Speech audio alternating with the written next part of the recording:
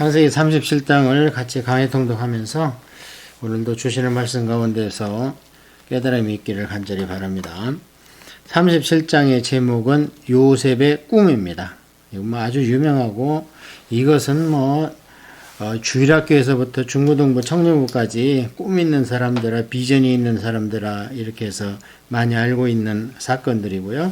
자, 그런데 그게 실질적으로 17살 된 어린애와 같은 요셉에게는 그 당시 상황이 어땠는지, 나중에 총리도 되고 온 집안의 인도자가 되지만 그거는 후대의 일이고, 지금 37장일 때는 요셉은 17살이고 그 다음에 형제는 12명인데 위로 형이 10명이죠. 밑으로 동생이 베냐민 1명이고, 그런 현실적인 상황에서 이 가정을 통해서 벌어지는 일들 가운데 인간의 죄성과 그 다음에 또 우리가 가정교육에 대한 문제, 그리고 이 꿈으로 말미암아 이제 37장에서 나머지 50장까지 창세기를 끌고 가는 요셉을 인도하시는 하나님의 손길을 한번 보겠습니다. 자, 37장은 이제 우리가 이것이 나중에 요한계시록 12장하고 연결이 되어 있는데 그 부분을 꼭 염두에 두고 우리가 성경 통독을 창세기부터 요한계시록까지 한번 끝냈기 때문에 이제 두 번째 할 때에는 앞에를 보든 뒤를 보든 성경을 전체적인 통전적으로 전체 성경을 볼 수 있는 눈이 열리기를 바랍니다. 그래서 이것은 요한계시록 12장에 해와 달을 옷 입은 이스라엘이 예수님을 낳는 장면하고 같이 연계가 된다고 볼 수 있어요. 야곱이 가나안 땅 곧 그의 아버지가 거류하던 땅에 거주하였으니 야곱의 족보는 이러하니라. 그러니까 에서는 드디어 여러 가지 사정이 있어서 야곱하고 부딪히기 싫다 해서 됐든 어쨌든 가나안 땅을 떠나가서 세일산으로 갔습니다.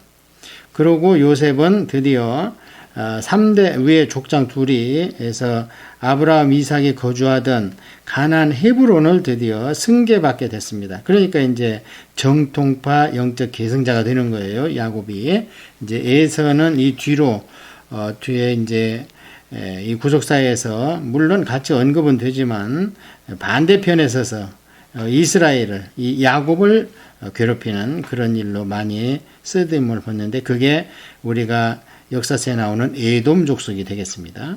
에돔 족속의 끝판왕은 누구냐? 헤롯 왕이죠. 그래서 이스라엘 야곱의 영적 왕인 예수님을 죽이려고 하는 헤롯이 등장할 때 그때까지도 아주 장구하고 지루하게 이어집니다. 자, 야곱의 족보는 이러하니라. 그래서 여기는 이제 족보라기보다는 야곱의 자손 이렇게 이야기하면 자손의 이야기, 자손의 약전, 간략한 그 기록 이렇게 보면 좋습니다. 요셉의 17세의 소년으로서 그의 형들과 함께 양을 칠 때에 그의 아버지의 아내들 비라와 실바의 아들들과 더불어 함께 있었으니 그가 그들의 잘못을 아버지께 말하더라. 그러니까 아버지 아내들 하면은 레와 라헬이고 비라와 실바는 이제 여종 출신인데 모든 자녀라는 거예요. 그러니까 더불어 함께 할 때에 이제 베냐민은 어리죠. 굉장히 지금 이제 한 6살, 7살밖에 안 됩니다. 베냐민은. 그래서 양을 치러 따라 나오고 이럴 지경은 아직 안 되고 그런 가운데에서 모든 이제 위의 형들, 10명의 형들이 함께 있을 때 이제 여러 가지를 막 보고 듣고 할 거 아닙니까? 그런 것들을 아버지한테 고합니다. 자, 그래서 우리가 이제 이것을 고자질하는 요셉 이렇게 잘못 알고 있습니다. 여기 분명히 보면 그들의 잘못을 아버지께 말하는 겁니다. 지금 그들의 잘못을 이야기했더니 원어로 보면요. 속임수, 악행, 아주 그 괴악한 행동 이런 것들입니다. 그러니까 이것을 요셉이 용납을 못하는 거예요. 이게 자기가 거기에 동참을 했다면 아버지께 아뢰 수가 없지요. 우리가 사회생활 할 때 그렇습니다. 이제 같이 누구하고 얘기할 때 그 사람이 교인 중에 누구 하나를 험담을 할 때 가만히 그냥 듣고만 있어도 그 사람이 괜히 저희를 안 좋아하는 거예요. 왜냐하면 같이 동조를 안 하니까.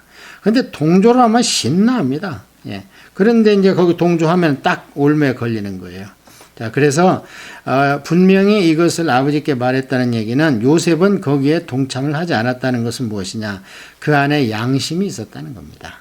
예, 물론 이제 아버지가 조금 편애한 건 있습니다만 이 본성이 그래요. 나중에 이것이 어디까지 계승되냐면 다윗이 그렇습니다.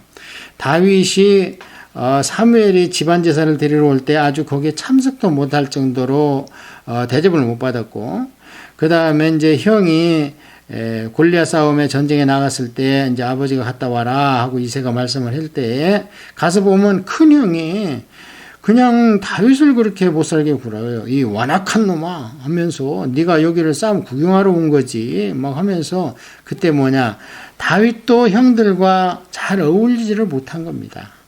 예, 그래서 이것이 이제 그 심성이 하나님의 쓰실 만한 그릇들이 된다, 그런 뜻이지 고자질하고 이렇게 그렇게 요셉을 나쁘게 보면 안 됩니다.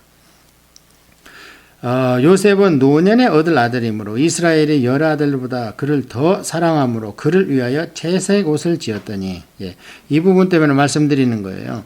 이렇게 편애하기 때문에 아버지한테 형들의 잘못을 고자질한다면, 그가 만약에 동참했다면 편애가 아니라 천애 없는 걸 해도 아버지한테 말씀을 드릴 수가 없습니다. 그렇기 때문에 거기에 동참을 안 했기 때문에, 그리고 또 아버지가 자기를 사랑하기 때문에 얘기를 해도 후환이 없으리라. 그런데 이제 17살 뿐이 안 먹어가지고 그렇게 얘기하면 이제 형들의 미움 받는다고 이런 것을 따돌림 받고 왕따 받고 이런 것을 알았는지 어쩐지는 잘 모르겠어요.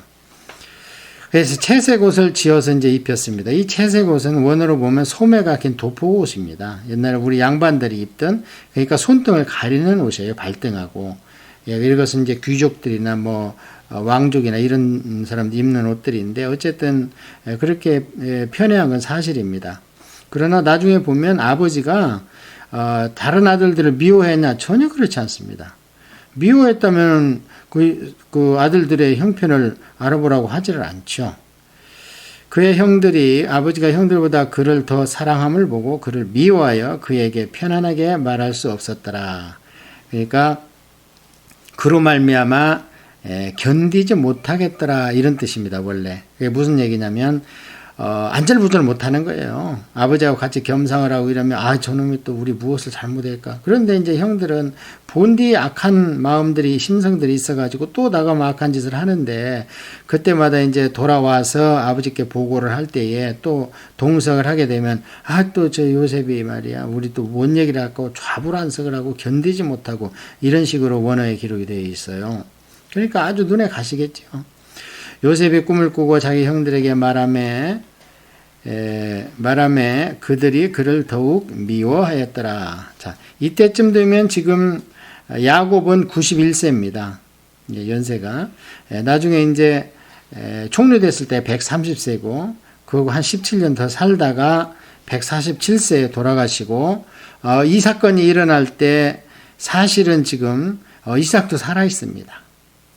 또 아직 돌아가신 게 아닙니다. 그러니까 이 손자 하나 없어진 것도 이삭은 마음 아파하고 그 사실을 알고 있었을 텐데, 성경에서는 구태여 거기까지 기록할 필요가 없었던 거죠. 이제 이삭은 아직 안 돌아가셨지만 앞장에서 돌아가셨다고 얘기는 합니다만, 이 사건이 일어났을 때는 그렇게 돌아가시지 않은 상태로 계신다. 이렇게. 이삭은 한 168세 정도 돼요. 그러니까 이 사건이 있고 나서 한 12, 13년을 더 사십니다. 요셉이 그들에게 이르되 청하건대 내가 꾼 꿈을 들으시오. 자, 이렇게 해서 이제 꿈이 2번 나옵니다. 그리고 우리가 구약을 읽다 보면 꿈으로 인한 계시, 환상으로 인한 계시, 마침내는 이제 예수님이나 천사들이 나타나는 현현의 계시, 이 3가지가 있는데요. 그러면 이제 신약 때 이걸 자꾸 추구하는 사람들이 있어요. 꿈 해서고 환상, 예언 막 이렇게 해서고. 근데 신약은요, 누가 뭐래도 성문화된 기록된 말씀에 계십니다. 예, 지금 말씀에 계시는 우리가 막 꿈이나 환상이나 예언이나 이런 것을 상당히 부러워하는데, 왜냐면 우리는 신비함을 추구하는 종교성이 있습니다. 그래서 무작정 부러워하는 것이지 실제로 가장 확실한 것은 이 성경입니다. 예, 그래서 신약 시대에는 이 성문하고 기록된 말씀입니다. 이 말씀은 문서화되어 있기 때문에 하나님조차 이 말씀, 기록된 말씀을 이 기초에서 확장하고 승화시킬 수는 있어도 이 원 틀을 뒤바꿀 수는 없습니다. 예를 들어서 예수님의 피가 그보다 더 존귀한 게 있다, 뭐 이런다든지, 내가 사도들을 기록한 성경보다 더 귀한 성경이나 경전이 있다 한다든지, 그런 거 잘못된 거죠.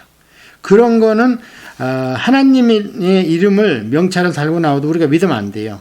그게 뭐냐, 몰몬경이라든지 또는 꼬란이라든지 이런 것들 다 하나님의 명찰을 붙이고 나오잖아요. 여호와의 명찰을. 근데 그런 거는 안 되고 이 기록된 성문화된 말씀, 그래서 꿈과 환상이나 하나님의 나타나심보다 가장 객관적이고 확실한 것이다. 그래서 신약시대에는 절대적으로 우리가 말씀을 보아야 됩니다. 꿈의 내용은 무엇이냐면요, 우리가 밭에서 곡식단을 묶더니 내 단은 일어서고 당신들의 단은 내 단을 둘러서서 절하더이다. 자, 이게 이제 아까 요한계시록 12장에 이스라엘 민족이 해와 달을 옷 입은, 그걸로 옷을 해 입은 여인이 메시아를 낳는 장면이 요한계시록 12장입니다. 그 여인이 누구냐면 이스라엘 민족입니다. 그래서 예수님은 이스라엘 민족을 통해서 나오는 겁니다.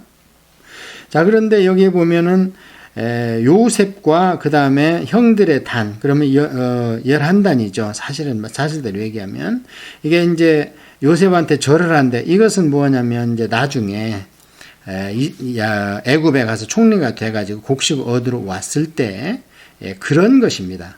그래서 그 당시에 사실은 요셉 앞에 절을 했지만 요셉이나 나머지 형들이나 전부 같은 성질의 곡식의 단에 불과한 것입니다. 그가 애굽 사람도 아니고 그 총리가 된 것도 그 명함을 가지고 끝까지 하늘나라 가는 것도 아닙니다. 그래서 이것은 그것을 얘기하는데, 문제는 절하더이다입니다. 이 절하더이다가 재규동사라는 건 뭐냐면 시켜서 하는 게 아니라 스스로 한다는 겁니다. 그러니까 요셉이 나한테 절하시오 그런 게 아니라는 거예요. 지금 17살 때 받은 꿈이 스스로 당신들이 나한테 절을 합니다. 이러니까 이제 형들 입장에서는 이제 얼마나 참 안 입고 그러겠습니까? 지금 큰형 같은 경우에는 거의 한 30 다 될 텐데, 그의 형들이 그에게 이르되 네가 참으로 우리의 왕이 되겠느냐, 참으로 우리를 다스리게 되겠느냐고 그의 꿈과 그의 말로 말미암아 그를 더욱 미워하더니, 이 꿈의 해몽을 이 형들이 해버렸습니다. 뭐라고 했어요? 왕이 되겠느냐? 나중에 왕이라고 그래요. 나중에 이제 이 형들 입에서 여기서 해몽을 본인들이 했습니다. 이게 이제 총리가 됨으로써 왕 대신 모든 외국 사절들이나 통상 그 상인들을 상대할 때 왕권을 가지고 행사하죠. 그게 인장반지 아닙니까? 인장반지. 요셉이 다시 꿈을 꾸고 그의 형들에게 말하며 이르되 내가 또 꿈을 꾼 중 해와 달과 11별이 내게 절하더이다 하니라. 자, 여기서는 이제 뭐라 그래요? 여기서는 이제 완벽하게 나오죠. 해는 야곱이고 달은 리브가, 사실 리브가는 이제 돌아가셨어요 지금. 그러나 이게 이제 상징적으로 우리 어머니, 우리 아버지, 영적으로는 영원히 이제 리브가가 뭐 하늘에 준 질서에 의해서, 천륜에 의해서 이제 리브가가 어머니고 영적으로는 살아 있잖아요 지금도. 그래서 11부엘이 드디어 베냐민까지 다 절을 하더이다. 이래가지고 완벽하게 이스라엘 민족의 12지파가 탄생되는데, 그 탄생되는 계기가 무엇이냐? 요셉이 그 중심에 선다. 이게 장자권입니다. 육적 장자권. 나중에 영적 장자권은 이제 유다한테 간다 하고 시편에도 나오고, 이제 우리가 이 창세기의 흐름에서도 이제 알 수 있고, 나중에 창세기 49장에서 축복할 때도, 예언 축복을 할 때도 알 수 있습니다. 그래서 요셉을 중심으로, 요셉의 장자권을 중심으로 이스라엘 민족이 형성된다. 그가 그의 꿈을 아버지와 형들에게 말하며 아버지가 그를 꾸짖고 그에게 이르되 네가 꾼 꿈이 무엇이냐? 나와 네 어머니와 네 형들이 참으로 가서 네 땅에 엎드려 네게 절하겠느냐? 또 회몽을 합니다. 이렇게. 이게 요대로 이제 나중에 20년 후에 요대로 해몽대로 됩니다. 그의 형들은 시기하되 그의 아버지는 그 말을 간직해 두었더라. 왜냐면은 아버지는 지금 아브라함과 이삭을 통해서 민족을 이룬다는 말씀을 야곱은 받았습니다. 그런데 이제 야곱이 그러면은 우리 후대들은 어떻게 되겠는가 하는 것을 항상 마음에 간직을 하고 있었겠지요. 자, 이게 창세기 12장과 연결된다는 걸 꼭 잊지 말고, 그래서 이스라엘 민족을 통해서 메시아가 나온다는 것을 우리가 기억을 해야 됩니다. 12절입니다. 자, 12절부터는 드디어 이제 사단의 악행이 시작됩니다. 사단이 이제 우리의 심성이 죄성이죠. 죄성이 어디서 왔습니까? 에덴 동산의 그 사탄의 순종함으로 그의 이제 그의 아들들이 된 거 아닙니까? 제 말이 아니고 로마서가 그렇게 얘기하잖아요. 세상에 지금도 세상에 이제 있는 악한 영들의 아들들이라, 그리고 우리도 이미 죽었었다 그 안에서. 그런데 부활시킨 거 아니냐? 자, 그의 형들이 세겜에 가서 아버지의 양떼를 칠 때에 이 세겜 하면 딱 생각나야 돼요. 34장의 디나의 성폭행 사건이죠. 그래서 그때 모든 세겜에 있는 그 하모를 비독한 그 왕족을 배도 모든 사람 남자들을 다 죽이고 도망치듯 나왔잖아요. 하나님이 지켜줘가지고 별 문제는 없었지만, 그런데 이제 먹고 살라니까 걸로 양들을 데리고 갔는데 지금 헤브론에서 100km입니다. 북쪽으로. 거기까지 갔어요. 자, 그러면 아버지가 어떻게 했어요 지금? 사실은 안절부절 못하는 거죠. 지금부터 핸드폰 있는 것도 아니고 세상에 그 먼 길을 갔는데 우리 자식들인 걸 알 텐데, 그러면 그 가나안 족속이 가만히 있겠는가 해서 걱정이 된 겁니다. 그래서 야곱이 모든 아들들을 다 사랑하지, 어떤 부모가 사랑을 덜하는 자식이 있겠습니까? 덜하는 자식은 없고 조금 더 하는 자식은 있을 겁니다. 그래서 이제 걱정이 돼가지고 너 세겜에 좀 갔다 와야겠다. 이거 또 우리 시므온과 레위가 그 짓을 주동적으로 했는데 다 또 가서 어떻게 모욕당하는 거 아니냐 해서 이스라엘이 요셉에게 이르되 내 형들이 세겜에서 양을 치지 아니하느냐, 너를 그들에게로 보내리라. 요셉이 아버지에게 대답하되 내가 그리하겠나이다. 이게 너무 머니까 안 따라간 거예요. 요셉하고 베냐민은 원래는 이제 양칠 때 같이 따라다니면서 그런 악행을 아버지한테 이제 보고하고 그렇게 했는데 여기는 너무 먼 거예요. 그리고 이제 행여나 해가지고 사랑하는 자식은 딱 옆에다 지켜놓은 겁니다. 아직도 이 야곱은 12지파가 이룰 것이다 이런 말씀을 받은 적은 없어요. 이런 말씀이 확실히 구체화된 건 돌아가실 때 그 침상에서 축복 예언할 때 12아들들한테 축복 예언할 때 그때 아하 얘들을 통해서 이루시려고 하는구나 하는 것을 아는 것이지, 지금 먹고 살기 바쁘고 그런데 거기까지는 아직 또 하나님께서 말씀하신 적이 없고 그냥 네 자손이 많아질 거니까 번성시켜라 이 정도였거든요. 그래서 요셉하고 베냐민은 이제 이렇게 미리 챙겨놨는데 그래도 걱정이 되니까 나머지 형들을 지켜봐라. 가서 좀 보고 그대로 나한테 사실대로 좀 얘기해라. 그런데 여기서 요셉이요. 흔쾌히 그렇게 하겠습니다. 그래요. 아이고 아버지 안 돼요. 형들이 다 미워하는데요. 또 그거 위험하잖아요. 이런 거 전혀 개의치 않고 참 순종하는 요셉을 볼 수 있습니다. 이 요셉을 통해서 우리가 보아야 되는 게 이스라엘 민족의 그 순환이라 되나, 예수님의 십자가의 순환, 이 땅에서 고통, 고난 이런 것을 우리가 볼 수 있습니다. 그러니까 장자권을 받았다고 해서 그냥 누워서 떡 먹는 게 아닙니다. 더 힘든 거예요, 사실은.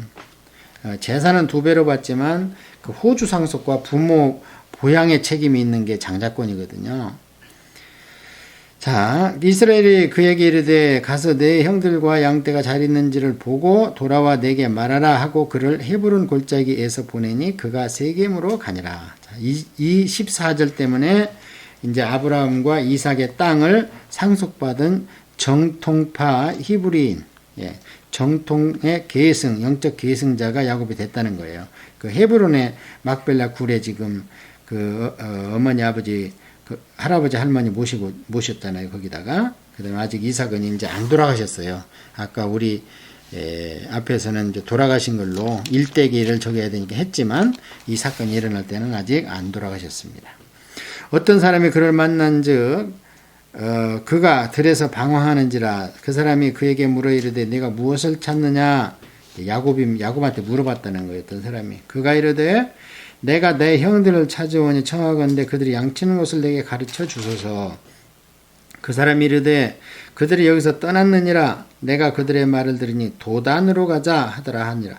요셉이 그의 형들의 뒤를 쫓아가서 도단에서 그들을 만나니라. 이 도단이 북쪽으로 한 30km 또 갑니다. 30km. 그래 엄청 올라간 거예요. 이렇게 참 가나안 땅이 척박합니다. 오늘날도 가보면 아무것도 없는 민둥산에 사막 가고 모래만 있는데 양떼들이 왔다 갔다 하면서 뭘 뜯어먹고 있어요. 그러면서 그게 이제 목축업이라는 거예요. 도무지 이해가 안 가요. 그러니까 그 사람들이 이제 대한민국에 와서 어떻게 이 민족이 5,000년간 이렇게 못 살 수가 있었느냐. 이 아름다운 산천을 두고 그런 얘기를 했다는 거 아니에요. 박정희 새마을 운동 때 이제 와서 뭘 한 수 알려주러 왔다가 이 삼천리 금수강산을 보고 그냥 아주 나다빠져 있다는 거 아니에요. 우리가 가르칠 게 없다. 여기는 이 자연만 해도 너희들이 못 산 게 기적이다. 지금 5,000년 동안. 그런데 그런 이스라엘입니다. 사실은. 그래서 이 도단은 두 개의 우물 이런 뜻이에요. 왜 그 말씀을 드리냐면 이 우물은 이제 땅을 깊이 파가지고 물이 나오면 그 물을 퍼서 가축들도 먹고 사람도 먹고 그러는데 통상 이 우물이 마릅니다. 나중에 예레미야서에서도 그렇고 그 우물구덩이에다 사람을 빠뜨리는 경우가 많습니다. 그러면 죽는 거예요. 못 나오고. 자, 그래서 이 도단이 이제 그 우물구덩이에 요셉을 빠치는 사건이 있다는 실마리가 이 이름에 있습니다. 도단. 그래서 큰 우물 두 개가 있는 곳 이런 뜻입니다. 요셉이 그들에게 가까이 오기 전에 그들이 요셉을 멀리서 보고 죽이기를 꾀하고 자 지금부터는 우리 사람이 얼마나 악한지 그게 여기 나오는 겁니다. 자 이제 멀리서 오는 걸 보고요. 그를 죽이려고 그러는 거예요. 그러면서 서로 이르되 꿈꾸는 자가 오는 데다. 원어로 보면 저 꿈쟁이가 오는 데다. 되지도 않을 허망한 꿈을 소유한 자가 오는도다. 그런 뜻이에요. 이게. 근데 이제 이거를 오늘날 꿈꾸는 자, 비전 이래가지고 막 우리 청소년들한테 꿈을 실어놓고 용기를 심어놓는 거 좋은데 본문 자체는 그런 뜻이 아닙니다. 아직은 17살짜리 어린애기고 꿈꾸는 자가 오는도다가 사실은 살인자들이 이것을 놀리는 소리입니다. 그러니까 원어로 보면 허망한 꿈의 소유자가 온다. 그게 무슨 꿈이냐? 과대망상증이지. 그런 뜻입니다. 사실은 이 본문에서는. 자, 그를 죽여 한 구덩이에 던지고 우리가 말하길 악한 짐승이 그를 잡아먹었다 하자. 그의 꿈이 어떻게 되는지를 우리가 볼 것이니라 하는지라. 세상에 이거 아무리 어머니가 틀린다 하더라도 이럴 수 있습니까? 아무리 이복동생이라도 이럴 수가 있냐고요. 이게 성경입니다. 참 여기 통상적인 가정에서 일어날 수 없는 사건들이 성경에 많이 일어나요. 그래서 이제 믿음이 없이 성경을 잘못 보면은 아이고 어떻게 기독교는 그런 걸 믿냐 이런 수가 있어요. 그런데 성경 끝까지 봐야죠. 그런 악행을 해가지고 결과가 좋았냐는 거예요. 결코 좋지 않다는 거죠. 그런 걸 끝까지 안 보고 그냥 사건만 보면은 성경 읽다 그냥 집어 던져버리죠. 옛날 우리 어른들. 그래서 여기 죽여는 실제로 원어로 보면 murder입니다. 죽여버리겠다는 거예요. 살려가겠다는 거예요. 그러니까 가축을 죽이듯이 그렇게 죽여버리겠다는 거예요. 그러니까 이게 처음에는 이렇게 구덩이에 빠뜨리 그렇게 종으로 팔고 그럴 의도가 없이 진짜로 죽이려고 그러는 거예요. 르우벤이 듣고 요셉을 그들의 손에서 구원하려 하여 이르되 우리가 그의 생명을 해치지 말자. 르우벤이 또 그들에게 이르되 피를 흘리지 말라. 그를 광야 그 구덩이에 던지고 도단이라고 그랬죠. 던지고 그러니까 큰 우물이라는 뜻이니까 아주 못 나오는 구멍이에요. 그 구덩이에 던지고 손을 그에게 대지 말라니 이는 그가 요셉을 그들의 손에서 구출하여 그의 아버지에게로 돌려보내려 함이었더라. 그러니까 르우벤이 그 아버지의 그 비라 첩을 이렇게 건드리고 나쁜 짓을 했지만 그게 이제 그러니까 젊은이가 한때 욕정을 못 이긴 것이지 이 르우벤의 심성은 나쁜 사람이 아니었습니다. 여기서도 두 번이나 르우벤이 그 심성을 드러내요. 그래서 죽이지는 말자. 그 말이 되냐. 요셉이 형들에게 이름해 그의 형들이 요셉의 옷 곧 그가 입은 채색 옷을 벗기고 그를 잡아 구덩이에 던지니 그 구덩이는 빈 것이라 그 속에 물이 없었더라. 설명드린 대로고요. 그러니까 어떻습니까? 하나님께서 지금 그 꿈을 실현해서 요셉을 쓰시기 위해서 계시의 꿈을 줬잖아요. 그런데 이 악한 마음이 사단과 동조해서 죽이려고 하잖아요. 어떻게 되는가 보자 하면서 그런데 그 인간의 꿈을 좌초시키기 위해서 또 인간을 쓰는 겁니다. 그러니까 우리가 기도만 하고 가만히 있으면 안 된다는 거예요. 주변을 잘 살피고 환경을 잘 살펴야 되는 것이지. 르우벤이 지금 하나님 편에 서가지고 평소에는 르우벤이 그 같이 요셉을 미워했지요. 왜냐면 아까 보면 서로 막 그런 얘기를 했으니까.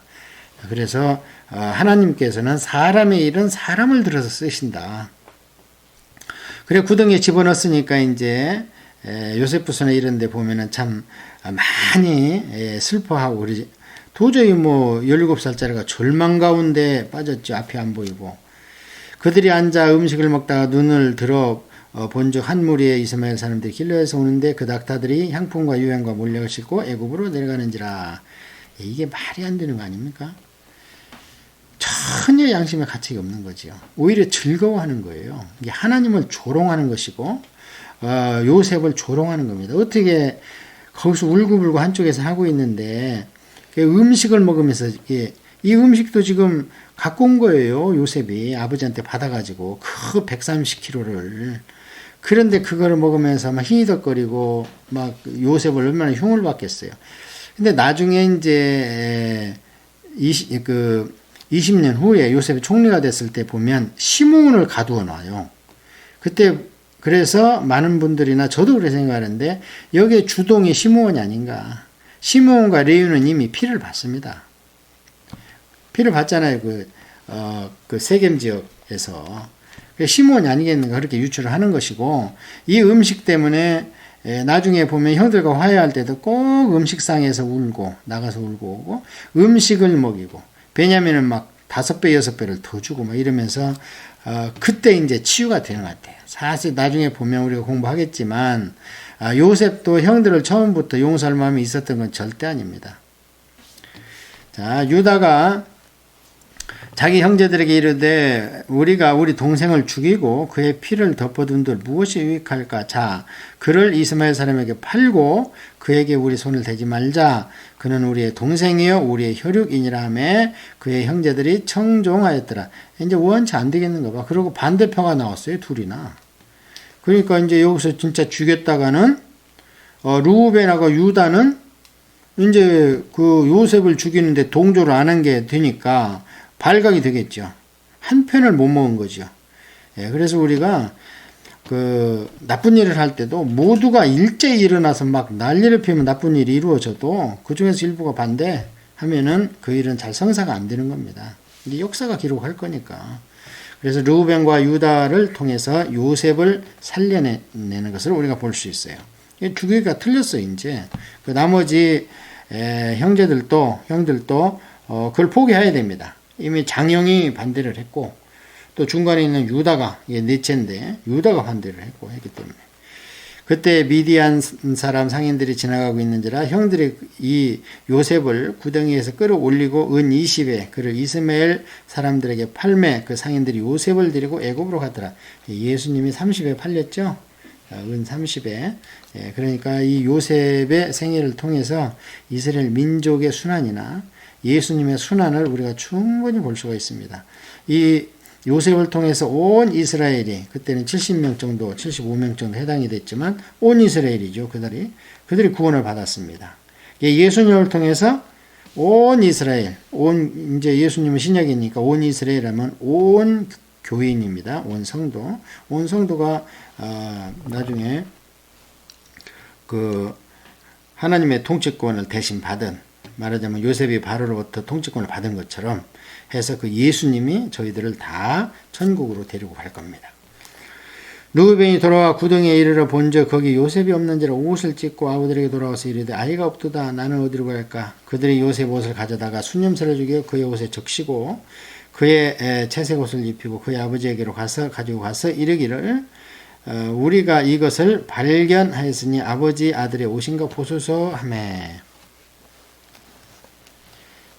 야곱이 참 최대로 큰 속임수에 20년간을 갇힙니다. 이 사건으로 인해서. 야곱이 여기에 비교하면 야곱이 에서를 속인 것은 약과예요. 충분히 대가를 받았죠. 20년 동안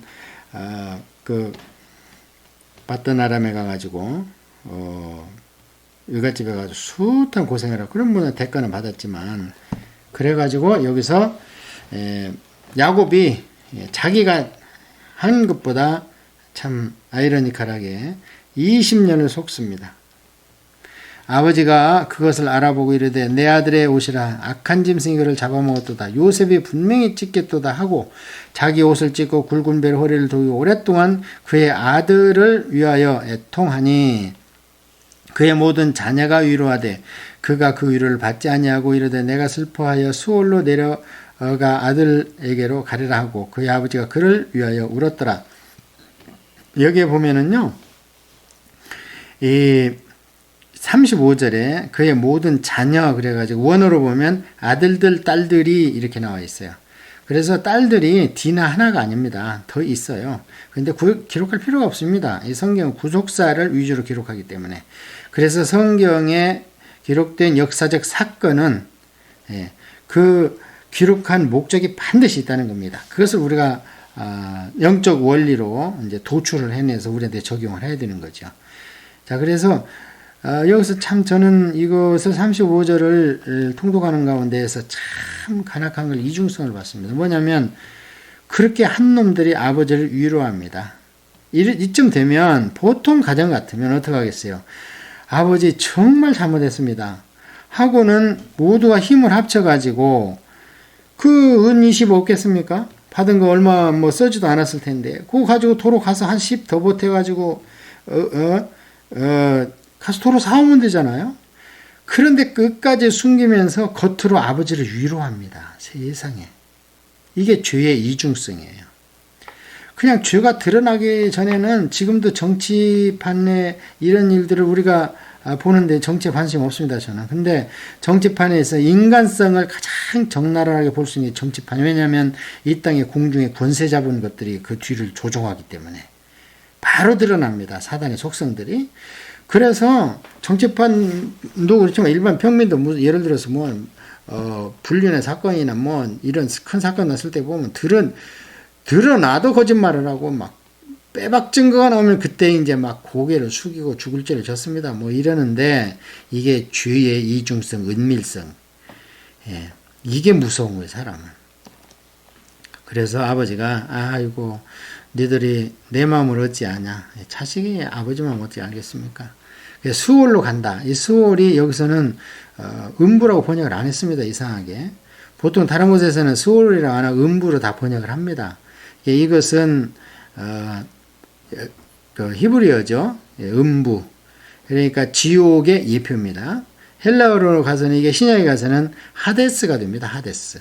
이제 보통 우리가 무적행 하는 것은 비유적 표현이고 그냥 이제 아비소스라고 바담리스 그래서 밑바닥이 없는 피치 밑바닥이 없는 어떤 구덩이 이런 뜻인데 보통 이제 구약은 다 스올로 그래서 이 스올의 특징은 이제 지옥의 예표인데요.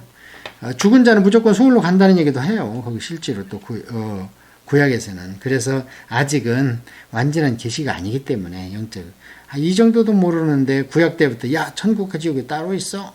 그다음에 뭐 불심판 따로 있고 생명 멸류관이 따로 있어 하면 어떻게 알아듣겠습니까, 그들이. 그래서 이거 성경을 처음에서 끝까지 이것을 점진적 계시다 그래요. 그래서 성경은 창세기에서 요한계시록까지 완벽하게 통독을 우리처럼 강해 통독을 해봐야 그래야 하나님의 계시의 통일성을 알 수 있는 거예요. 일관성, 통일성, 확장성, 승화성 이런 걸 알 수 있는 것이지 그냥 중간에 여기 그까지만 알아가지고 하나님의 구속사나 원리를 딱 단정적으로 얘기할 수 없습니다. 설사 통전적으로 다 안 돼도 한 사람의 지성을 가지고 하나님의 구속사를 완벽하게 난 통달했다 말할 수 있는 자는 아무도 없어요. 제 말이 아니고 칼빈이 그랬습니다. 무엇가 옳다고 정작 끝까지 주장했다가는 나중에 부끄러움을 당한다. 예를 들어서 뭐 제세례 사건이라든지 뭐 이런 사건들에 대해서 너무 주장하지 말도록 해라. 한 사람의 인간은 하나님을 다 아는데 한계가 있는 것이다. 그 미디안 사람들은 그를 애굽에서 바로의 신하 친위대장 보디발에게 팔았더라. 그래서 이스마엘 자손한테 팔렸다가 미디안으로 갔다가 이제 이렇게 보디발로 집까지 가는 걸로 해서 드디어 37장부터는 요셉이 주연이 돼가지고 나오는 겁니다. 37장에서는 우리가 교훈을 받을 수 있는 것이 하나님이 주시는 말씀은 반드시 이루어진다. 꿈에 계시다. 나중에 지금은 그것 때문에 이 요셉이 얼마나 그 꿈 때문에 자기 자신을 또 자책도 하고 그럴 거예요. 근데 정작 어려움 당했을 때는 앞에 안 보이는 애굽에서는 그 꿈 하나 붙들고 사는 겁니다. 그래서 드디어 그 애굽에서 생활이 길어지면 길어질수록 그 입에서는 계속 여호와 하나님만 나옵니다. 왜요? 그 꿈을 주신 자를 붙들어야 본인도 살기 때문에 그렇습니다. 네. 그 다음에 두 번째로 우리가 반대적으로 할 수 있는 것은 이것은 우리가 성경을 너무 양지만 보면 안 됩니다. 음지적으로 기록된 게 뭐냐면 인간의 간악성, 죄성입니다. 보통 사람들도 찾아볼 수 없는 것이 하나님의 집안에서, 족장의 집안에서 일어났다. 그래서 우리는 솔직해야 됩니다. 37장 이것을 마치고 다음부터는 이제 38장은 그렇다면 영적 장자인 유다는 어떤가 해서 유다의 약전이 38장에 나옵니다. 그래서 유다가 예수님의 후손이 그 조상이 되리라는 것은 한참 후에 선지자들을 통해서 나오는 얘기인데도 창세기를 기록할 때 유다를 따로 뽑아서 기록했다는 것이 성경이 하나님의 계시에 의해서 기록된 책이다 하는 것을 알 수 있습니다.